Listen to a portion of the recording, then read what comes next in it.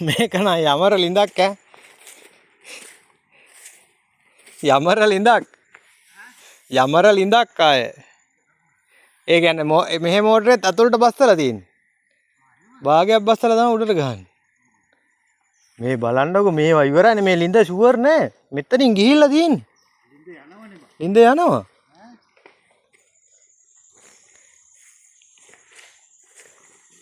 මේ මෙතන ඔව්. දැන් මේ මෙහෙත් ගිහිල්ලානේ තියෙන්නේ. ඔලුම් ගඳක් ඉන්නේ ඒකට.